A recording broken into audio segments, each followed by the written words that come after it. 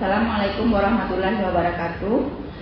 Perkenalkan, nama saya Nur Sandra Dewi, SPD MKes, dosen program studi D3 Keperawatan Fakultas Psikologi dan Kesehatan Universitas Negeri Padang dengan nomor induk dosen nasional 3115016701. Pada kesempatan ini, saya akan menjelaskan tentang pernyataan diri dosen dalam unjuk karya Tridharma Perguruan Tinggi sertifikasi dosen pada tahun 2024. Pada kesempatan ini, saya akan menjelaskan tentang mata kuliah promosi kesehatan. Tim pengajar pada mata kuliah tim kesehatan promosi kesehatan ini adalah yang pertama Nurse Rizka Handayani, Escape MKes sebagai koordinator. Saya sendiri, Nurse Sandra Dewi, Escape SPD MKes. Yang nomor 3, Nurse Rosmi Eni, Escape MKes. 4, Nurse Agra Tisna Ajani, Escape MKes. Yang kelima, Nurse Meta Kemala Rahayu Safwat, MKes, spesialis penyakit anak. Capaian pembelajaran mata kuliah promosi kesehatan ini adalah yang pertama, bekerja sama dan memiliki kepekaan sosial serta kepedulian terhadap masyarakat dan lingkungan. Yang kedua, menunjukkan sikap tanggung jawab atas pekerjaan di bidang keahlian secara mandiri. Yang ketiga, menguasai konsep, prinsip, dan teknik penyuluhan kesehatan sebagai bagian dari upaya pendidikan kesehatan dan promosi kesehatan bagi klien. Selanjutnya, mampu melaksanakan promosi kesehatan untuk meningkatkan pola hidup sehat klien dan menurunkan angka kesakitan. Kemudian, capaian pembelajaran mata kuliah promosi kesehatan ini adalah yang pertama, mampu memahami pengertian, upaya, dan area tindakan promosi kesehatan. Yang kedua, mampu menjelaskan 5 strategi pendekatan promosi kesehatan. Yang ketiga, mampu memahami perencanaan promosi kesehatan. Yang keempat, mampu memahami konsep monitoring dan evaluasi promosi kesehatan. Yang kelima, mampu memahami konsep perilaku hidup bersih dan sehat. Yang keenam, mampu mengaplikasikan promosi kesehatan dalam asuhan keperawatan pada individu, keluarga, dan kelompok. Nah, untuk pokok bahasan pada mata kuliah ini, yang pertama konsep dasar promosi kesehatan yang akan membahas cakupan pembahasan tentang definisi promosi kesehatan, upaya promosi kesehatan, dan area tindakan promosi kesehatan. Nah, untuk pokok bahasan 5 strategi pendekatan promosi kesehatan, topik yang dibahas tentang primary care, pendidikan kesehatan dan perubahan perilaku, partisipasi pendidikan kesehatan, community exchange, kemudian sosioekologi promotif. Nah, untuk pokok bahasan perencanaan promosi kesehatan akan membahas topik penyusunan tentang SAP, kemudian pengembangan media promosi kesehatan, kemudian metode dan teknik promosi kesehatan.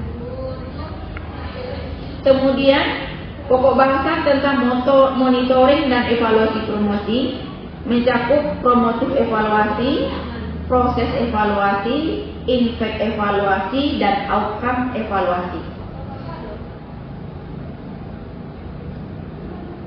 Untuk topik monitoring dan evaluasi promosi kesehatan adalah aplikasi promosi kesehatan dalam asuhan keperawatan pada individu, keluarga, kelompok, dan masyarakat yang mencakup praktek perilaku hidup bersih dan sehat, menyusun perencanaan promosi kesehatan, membuat media promosi kesehatan, membuat promosi kesehatan kepada individu, keluarga, dan kelompok. Pokok bahasanya adalah yang pertama, konsep dasar promosi kesehatan, 5 strategi pendekatan promosi kesehatan, perencanaan promosi kesehatan, monitoring dan evaluasi promosi kesehatan, konsep perilaku hidup bersih dan sehat, aplikasi promosi kesehatan dalam asuhan keperawatan pada individu, keluarga, kelompok, dan masyarakat.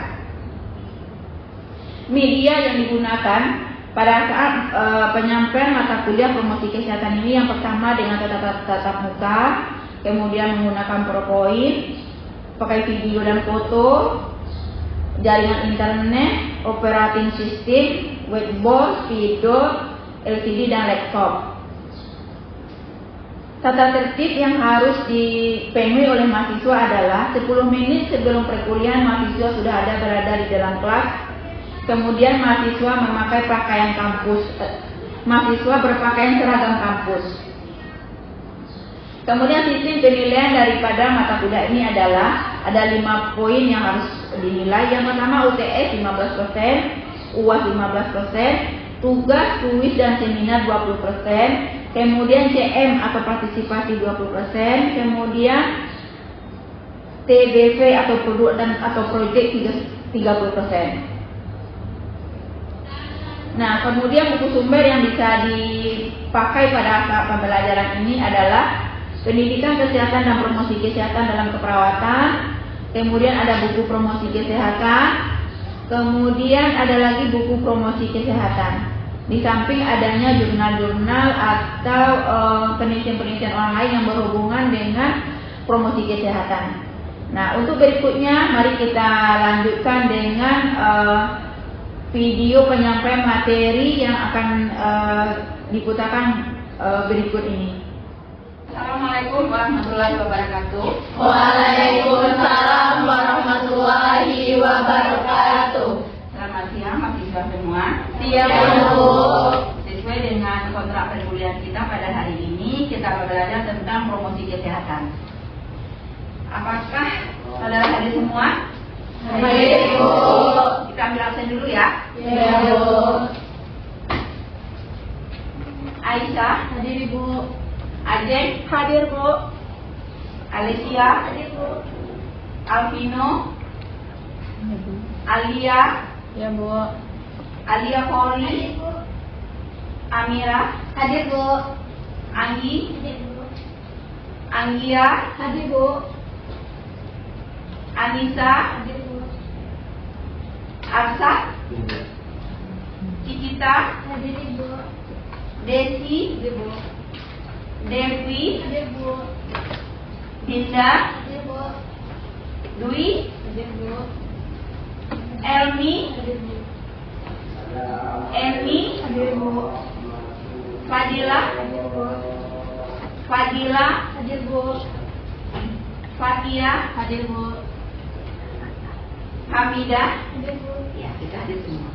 Sebelum kita masuk ke mata kuliah hari ini, ada yang mau dipertanyakan mata topik pada minggu lalu? Hadir, Bu. Kita masuk dengan topik yang selanjutnya tentang promosi kesehatan. Pembahasan yang akan kita bahas pada siang ini adalah saudara mampu memahami tentang konsep promosi kesehatan tersebut yang meliputi definisi, tujuan, sasaran, prinsip-prinsip, visi dan misi, media dan sejarah daripada promosi kesehatan itu sendiri. Nah, sekarang kita bahas satu persatu daripada pokok bahasan ini. Yang pertama tentang definisi promosi kesehatan. Ada di antara Anda yang paham tentang promosi kesehatan? Ada yang pernah baca? Apa? Siapa yang bisa? Nah, sekarang kita bahas ya. Yang pertama tentang definisi promosi kesehatan itu adalah proses peningkatan pengetahuan masyarakat tentang kesehatan yang disertai dengan upaya memfasilitasi perubahan perilaku dan merupakan program kesehatan yang dirancang untuk membawa perbaikan atau perubahan dalam individu, keluar masyarakat dan lingkungan. Jadi dalam promosi ini kita akan memberikan peningkatan pengetahuan tentang kesehatan kepada individu, masyarakat, dan lingkungan. Definisi ini dikemukakan oleh Nancy Novita.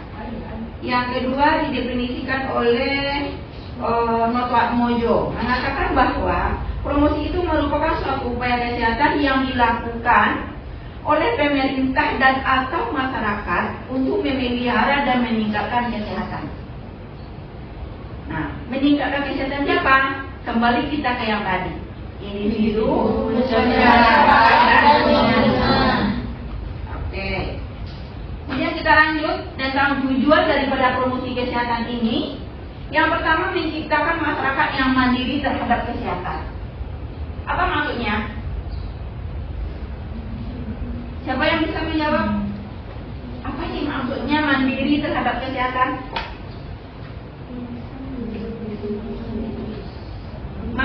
Kalau individu mandiri, dia paham, saya terganggu nih kesehatan saya ini, saya akan pergi berobat. Jadi dia bisa menjaga diri sendiri tanpa melalui konsultasi dulu ke orang lain. Itu yang mudah mandiri masyarakat. Kemudian yang kedua, meningkatkan kesadaran masyarakat tentang kesehatan. Kemudian mampu memelihara dan meningkatkan kesehatan. Nah, jadi yang pertama dia menciptakan, kemudian meningkatkan, kemudian memelihara. Yang harus dia kerjakan. Nah, sekarang ada sasaran. Siapa sih sasaran daripada promosi itu? Ada sasaran kita. Jadi nanti pada sasaran pertama, sasaran primer, masyarakat yang menjadi sasaran langsung daripada promosi kesehatan, yang menjadi sasaran kita, benar? Ya, contoh di sini, kepala keluarga untuk masalah kesehatan umum. Apa penyakit umum? Mungkin hipertensi, diare, ya, sakit jantung atau apa, ya, itu yang umum. Atau keluarga yang memiliki ibu hamil, ibu menyusui, ya, ibu dengan masalah kesehatan ibu dan anak. Kemudian pada anak sekolah dan anak remaja. Ini adalah orang-orang yang akan kita jadikan sasaran di dalam promosi kesehatan yang termasuk pada primer. Bisa dipahami? Bisa. Kemudian sasaran yang kedua, sekunder. Sekunder ini adalah orang-orang yang berpengaruh di lingkungan itu. Ada tokoh masyarakat, ada tokoh agama, ada tokoh adat. Nah, kemudian yang ketiga, sasaran tersier, para pembuat keputusan. Itu adalah orang-orang petinggi kita. Mungkin pemerintah, mungkin pemerintah pusat ataupun pemerintah daerah. Bisa dipahami sasaran promosi kesehatan? Ada berapa tadi? Yang pertama, nah, sekarang bisa membedakan yang ketiga ini? Jadi nanti ya pada saat kita di lapangan, kita paham sasaran saya ibu hamil, berarti siapa? Kalau kita menemui Pak Wali Nagari,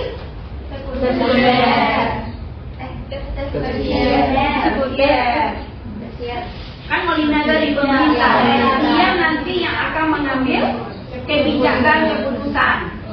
Nah, kalau untuk sekunder ini biasanya gini, ada keluarga yang nggak mau kita berikan penyuluhan, kita dekati tokoh masyarakat. Pak, Bapak A ini begini. Nanti Bapak inilah atau tokoh masyarakat inilah yang akan nanti membawanya ke tempat pelayanan kesehatan. Oke, bisa dipahami? Bisa. Kemudian prinsip-prinsip dari promosi kesehatan. Ini menurut WHO ada 6 poin. Di dalam prinsip promosi kesehatan itu yang perlu kita lakukan adalah merubah perilaku.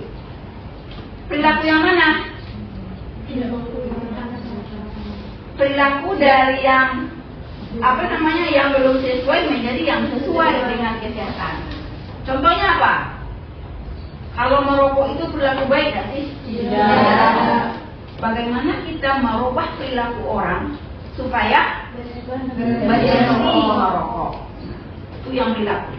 Kemudian perubahan sosial, kemudian pengembangan kebijakan, kemudian pemberdayaan, kemudian partisipasi masyarakat, kemudian membangun kemitraan. Dari poin 6 ini, ada yang mau ditanyakan? Silakan.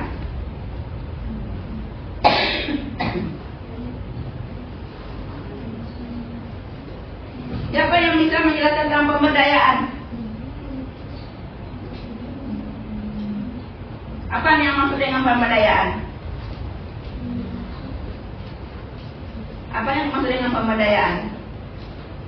Kita membawa orang, kita mengajak kelompok, gitu ya, untuk bekerja sama di dalam menyelesaikan masalah kesehatan ini.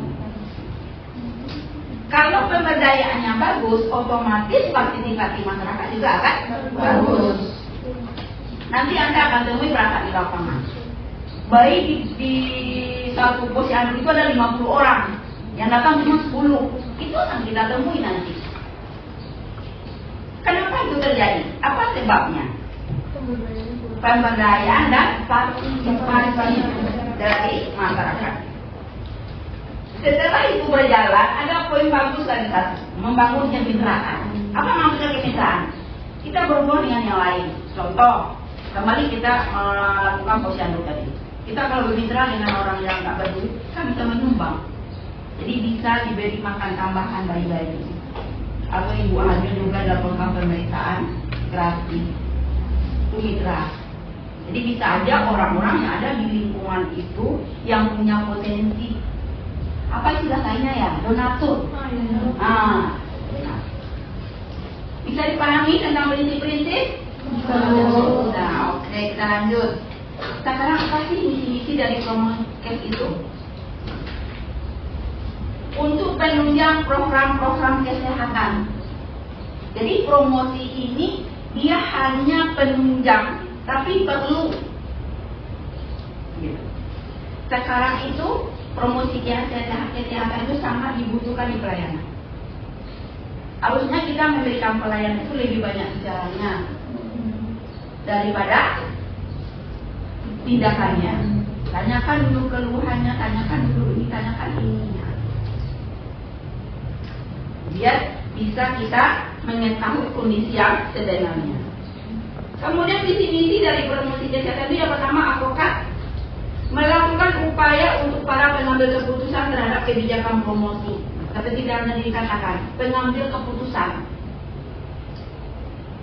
Kalau kesehatan itu mahal nggak sih? Sangat mahal. Kapan kita tahu kesehatan itu mahal? Ketika kita sakit. Kapan kita tahu sakit gigi itu sakit kali? Setelah kita tahu sakit gigi. Kalau nggak, kita nggak akan tahu. Jadi pada misi advokasi ini bagaimana pemerintah bisa mengambil kebijakan. Harus dibantu ini. Ini desanya dibantu ini. Oke, kita lanjut.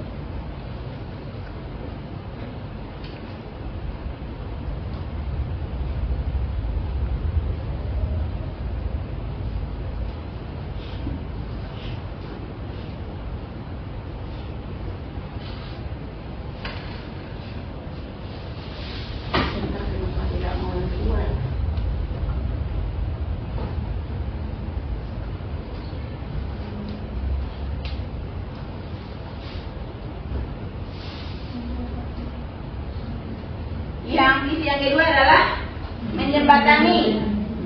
Yang dimaksud menjembatani apa? Bekerja sama sebagai program yang sektor untuk terkait dengan kesehatan untuk melaksanakan program. Jadi ini kita udah tim kita ini. Kalau yang advokasi tadi kita menunggu kebijakan, menunggu keputusan. Tapi pada saat menjembatani kita sudah mulai bekerja. Jadi menjadi kemitraan yang bekerja sama dengan berbagai program dan sektor yang terkait dengan kesehatan untuk melaksanakan program kesehatan. Kita mau ngapain lagi? Apa yang kita lakukan? Kemudian yang selanjutnya, memampukan, memberikan kemampuan dan keterampilan kepada masyarakat agar mereka mampu memelihara, meningkatkan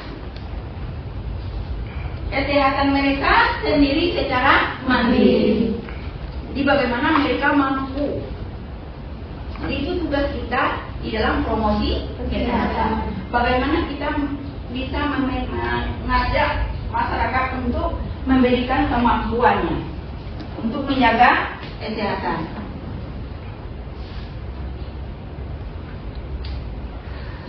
Ada yang mau ditanyakan? Kalau tidak ada, kita lanjut dengan media yang harus kita pakai. Jadi pada saat kita memberikan promosi kesehatan itu kita membawa alat, ya. Ada namanya media lini atas. Nah, ini yang biasa dipakai. Ada media cetak, ada radio, ada televisi, ada media film.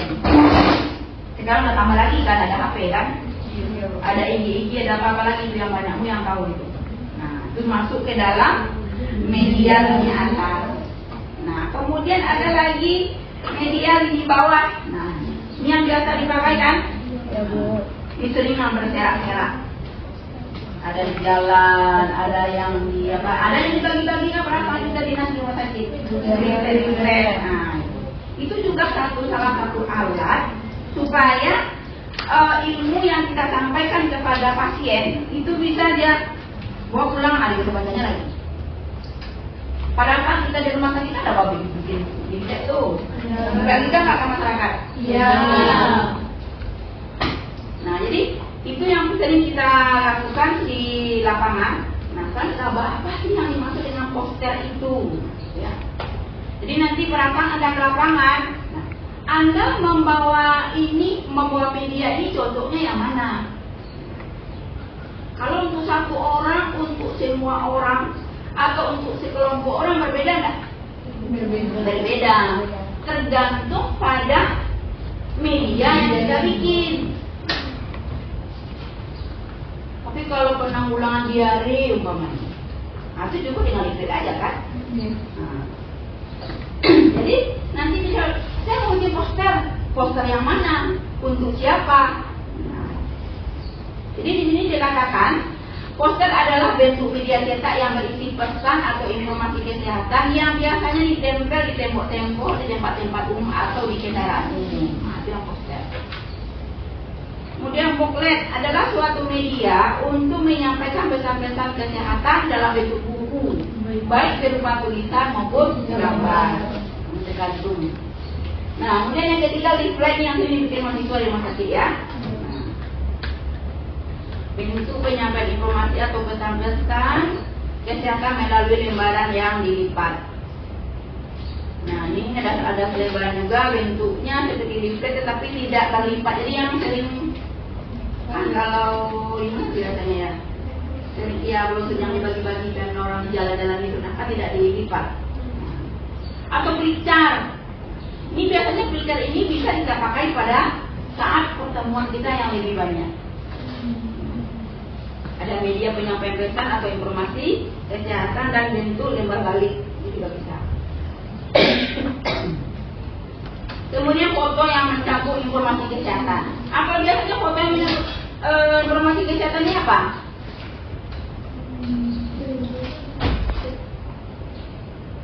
Contohnya gini, ada orang membuang sampah sembarang tempat,